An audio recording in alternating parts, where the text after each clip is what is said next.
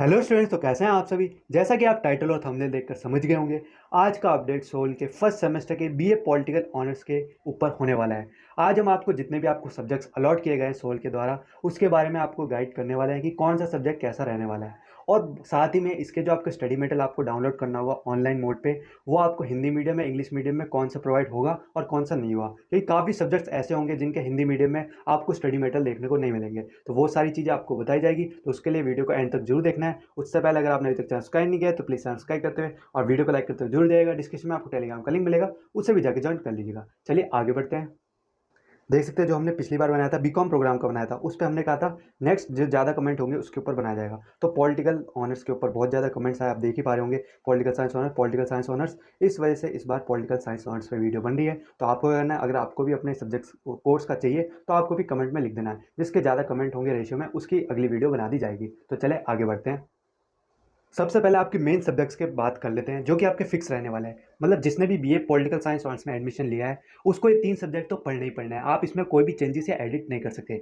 अब वो सब्जेक्ट्स कौन से हैं तो आते हैं। इनको कहते हैं डीएससी सब्जेक्ट, कोर सब्जेक्ट भी इन्हें कहा जाता है। First semester BA political science honours. अब पहले सब्जेक्ट पे आते हैं जो कि आपका रहने वाला है अंडरस्टैंडिंग पॉलिटिकल थ्योरी।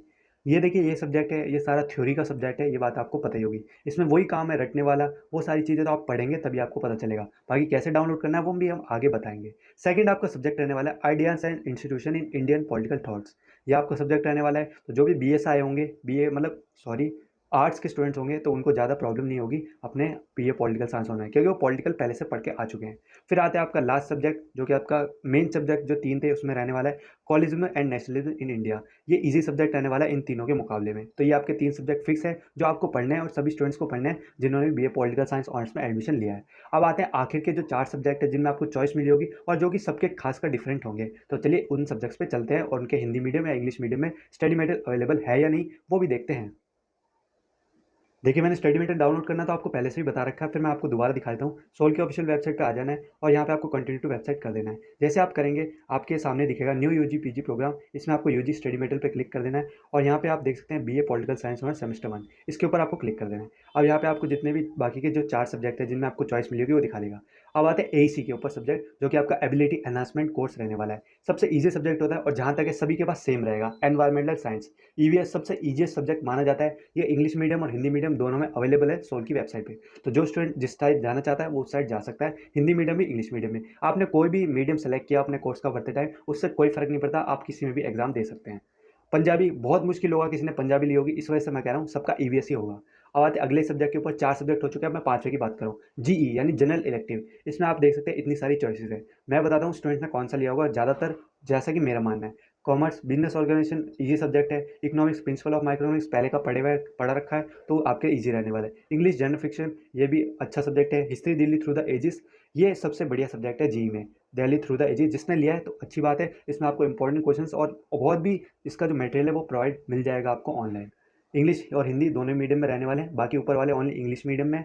अब मैथमेटिक्स बहुत मुश्किल है, किसी ने लिया होगा, दूसरा भी मैथमेटिक्स है। इन 3-4 में से आपने लिया होगा, जहाँ तक मुझे लगता है दिल्ली थ्रू द एजिस ज़्यादा स्टूडेंट्स ने लिया होगा। अगर लिया है तो कमेंट्स में जरूर बताइएगा। 5 सब्जेक्ट हो गए। अब आते हैं छठे सब्जेक्ट पे जो होगा एसईसी सब्जेक्ट रहने वाला है।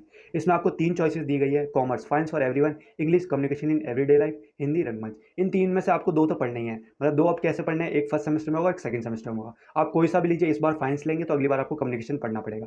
इस बार कम्युनिकेशन लेंगे तो अगली बार रंगमंच पढ़ना पड़ेगा। तो इन तीनों से आपको 2 तो पढ़ने ही पढ़ने हैं। ये चीज़ आपको क्लियर हो गई। और ये तीनों इंग्लिश मीडियम में, सॉरी तीनों नहीं, ऊपर के 2 इंग्लिश मीडियम में, हिंदी तो हिंदी मीडियम में रहेगी, ऑब्वियस सी बात है।